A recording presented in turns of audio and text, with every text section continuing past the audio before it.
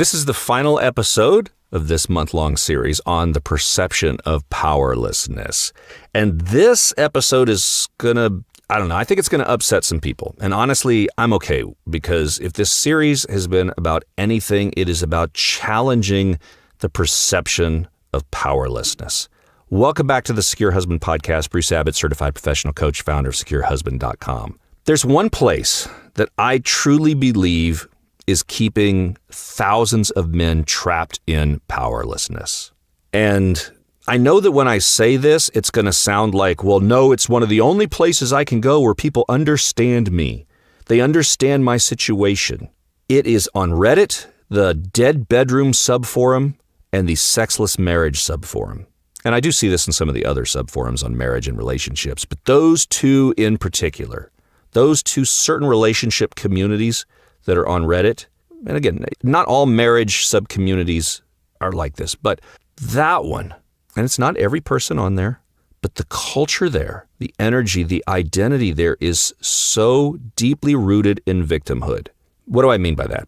First of all, when you go there, there's a certain small percentage of, here is the infidelity crew. These are people whose wives have cheated. Okay, so you have that. And even that sometimes is like, it smacks of powerlessness. It's like, oh, she cheated with my brother. How should I approach this relationship going forward? Why are you keeping this relationship going forward? Those are outliers. So the infidelity, the cheating, you see those on there. But what I see most of the time, if you spend enough time there, you will see men talking about, yes, it's been 12 years since my wife has touched me. Oh my gosh, she touched me on my elbow yesterday and it sent tingles through my whole body because I haven't been touched in 12 years. And the message that's on there is, this is permanent. My only option is to tolerate it.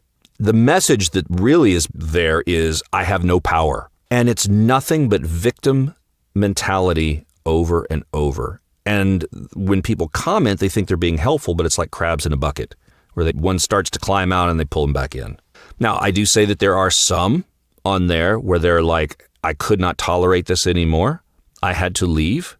I will say that it's pretty much 50-50 men, low libido men versus low libido wives. I see it very gender equal. But what I see in a lot of these situations is this feeling of powerlessness and that they're just stuck. And that's what I want to challenge.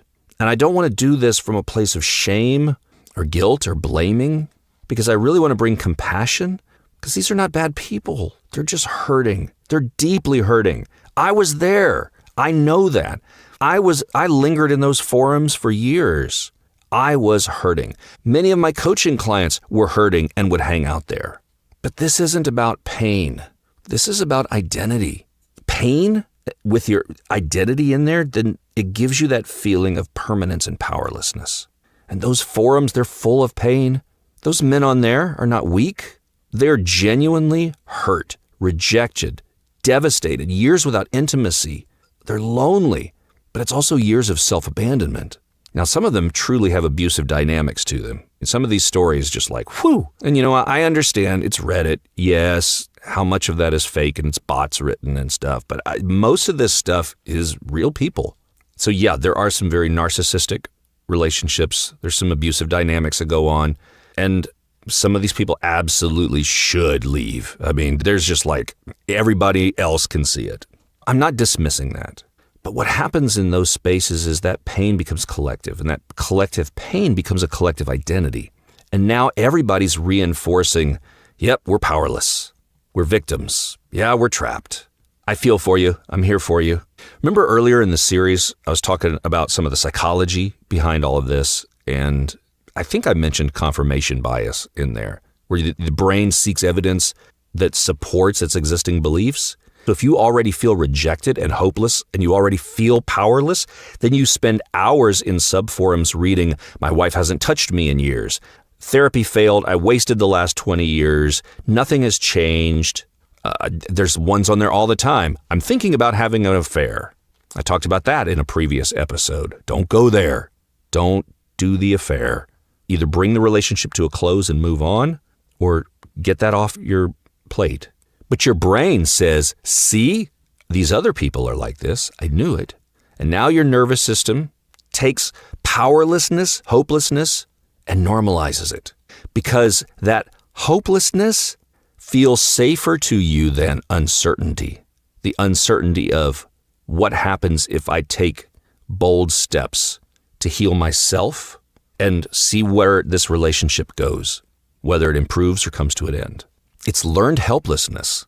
People repeatedly experience situations where efforts seem ineffective, and eventually they stop trying. Not because solutions no longer exist, it's because your nervous system says, nothing works. And that's exactly what I see happening. I talk to men all the time that are hurting, they're searching, and then they become black-pilled and become hopeless and bitter. And then they're certain that their marriage cannot change, that the women will never change, that intimacy will never return, that I am doomed to this for the rest of my life, that they have no influence and no power. That's not certainty, that's not healing, that is learned helplessness. And I see it all the time. Guys in there, my marriage won't improve. Well, what work have you done for you? Have you done nervous system work? Have you done trauma work? Have you done attachment work on you? Have you learned to self-regulate, to set boundaries? What are you doing for your own healing? What are you doing to change your anxious behaviors, your pursuit patterns, your people-pleasing? What are you doing to work on your emotional processing? If you're doing nothing, how do you know it cannot improve? That's what this whole month has been about. You have the power to change that equation, but it's fear. I talked about in the last podcast, your body remembers that anxiety and it operates from the same mechanism as a child, powerless. You were powerless then, but you're not powerless now. And I get it. I've been right where you're at. I was there. I was bad, anxious, needy, hypervigilant, fearful, always reading the room, people-pleasing. I triggered the crap out of my wife. She's a dismissive avoidant. I'm a fearful avoidant. It leans anxious. Oh, I thought I was loving. I thought I was trying to be a good husband. I triggered her and she triggered me. But it was that baseline anxiety. My nervous system wanted relief. It had to do with those micro traumas growing up. And so my behavior reflected that through fixing and neediness and overfunctioning and pressure and chasing. And it made things worse. Yes. But instead of staying in the victim mentality, I decided I can't do anything about my partner, but I know I can change me. And I 100%, and I don't give guarantees, I 100% believe that you can change your situation. Absolutely. I lived it. If I can do it, anyone can do it. You can change that dynamic. Did I say that you're saving the marriage? No. But you change you. You change your fixing and people-pleasing and over-explaining and reacting and chasing. And it's not changing your spouse. It's changing you. I've done it. I've watched clients do it and helped clients do it. And from there, one of two things happens. The marriage improves, or you get clarity on this marriage has no future. Either way, you're living in peace and you're no longer self-abandoning. When you start regulating and healing and self-respecting and setting boundaries, self-soothing, speaking your truth, honestly, authentically, grounded, calm, clear, the energy will change, the relationship will change because you change. And when I read those subforums, it just drives me crazy because I feel like it rewards victim identity. Pain gets attention. And when we're starving for affection or attention or intimacy, and that's all we get, it's like table scraps. And it's not even table scraps from your partner. It's table scraps from randoms on the internet. But that hopelessness gets engagement, and you get to catastrophize in a group. Sometimes you see people that are on there that say, hey, I healed my wounds. I healed my attachment issues, and things improved. And you will get some people that'll be like, oh, good for you. All right, way to go. And then other people will sit there and go, well, you're the exception. But if someone says it's hopeless, people get around and they're like, I know, brother, I'm right there. And I know they're trying to help. I'm trying so hard not to shame and blame and guilt in this episode. But pain validates pain. And resentment loves to sit in an echo chamber. Because remember, resentment often equals self-abandonment. So now just imagine that this place where everybody gets to put their story out there to confirm that, yep, you're right. You're powerless. You're trapped. I feel you. Suddenly you stop looking inward. There's no accountability, no healing, no growth, just validation. Validation without accountability is useless. It's the equivalent of junk food. It's not healthy. Maybe it feels good, but it doesn't nourish you. And I know this probably sounds negative, and that's why I said I think this may upset people because, again, Bruce, this is the only place I can go to where people understand me and understand my situation. Got it. I'm not going to dismiss that. But if you truly look to heal, again, the goal is not saving the marriage. My goal is never about saving the marriage or ending the marriage. I always have to say this because I get so many comments at me. I am not pro-divorce. I'm anti-self-abandonment. Some marriages should end. Some relationships are genuinely futureless. Some are just flat out destructive. Some partners refuse growth. Some refuse accountability. Some partners absolutely will never give you your needs met. But you are the only person on this planet responsible for getting your needs and wants met. You and only you. You are 100% responsible for your own happiness.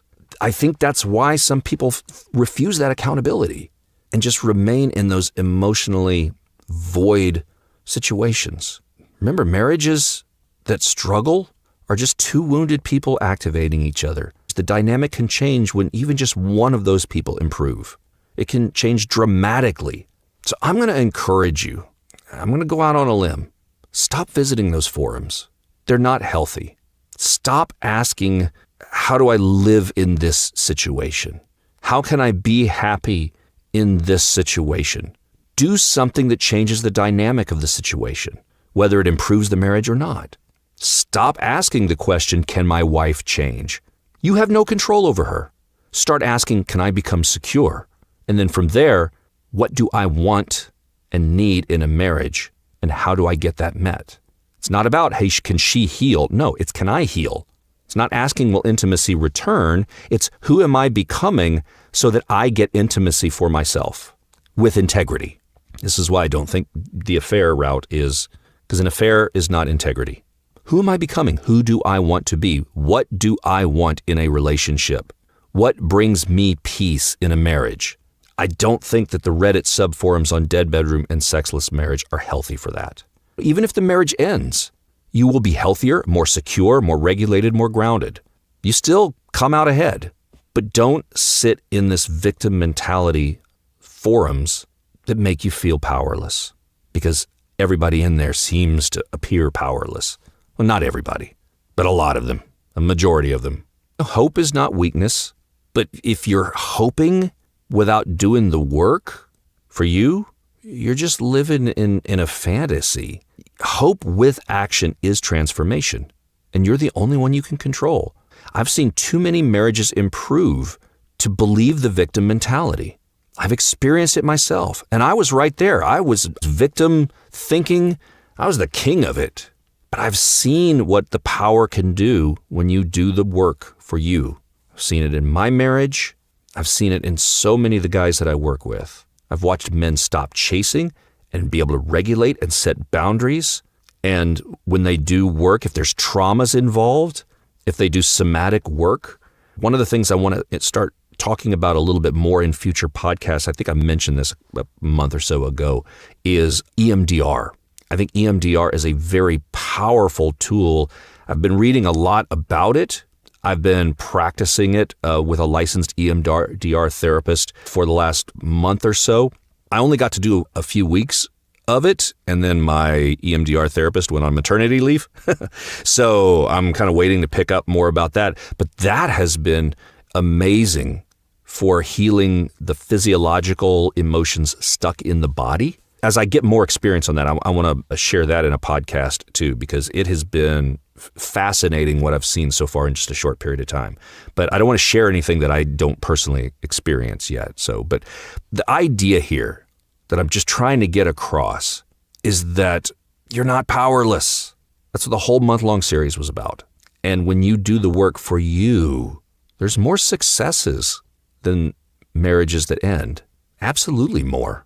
But remember, the perception of powerlessness was never really about marriage. It was about your identity. Yeah, you were powerless once. You adapted. Your body remembered. Then adulthood came. Your nervous system kept living like that powerless child. It just was stuck. This whole podcast series was about changing that. You're not powerless now. You have influence. You have a voice. You have boundaries. You have agency, healing, growth, choice. Whether your marriage survives or not, that matters. So this week, just step away from those subforums for a little while. I mean, you don't have to stay away from forever, but just long enough to ask, are these helping me heal, or are they helping me stay stuck? Are they giving me hope, or are they giving me a victim identity? Are they helping to create action, or is it just reinforcing this helplessness? Because that's what I see over and over, is just reinforced helplessness. You're not powerless anymore. You got this, man. You got this. I hope you got a lot out of this podcast series. If you're a new listener, would you hit that subscribe button? Share this episode with someone who you think may need to hear this. Check out the courses at securehusband.com/resources. Trying to put a bunch of new courses up here over the summer. These are just low-cost, inexpensive options to the one-on-one coaching. So many guys, as I said, they ask me, like, I just can't financially do the one-on-one coaching right now. Do you have something that's self-guided? So I'm trying to put together stuff that's inexpensive that you can go through, a few hours of video with some reflection questions and PDF and things to where you can do some work on your own. And if one-on-one coaching is something that you want to learn more about, I encourage you, visit securehusband.com, fill out that form for a free 30-minute consultation, just a conversation you and I, we have about your situation, and if one-on-one coaching is a good fit for you. And I'll see you on the next Secure Husband podcast. Thanks for listening.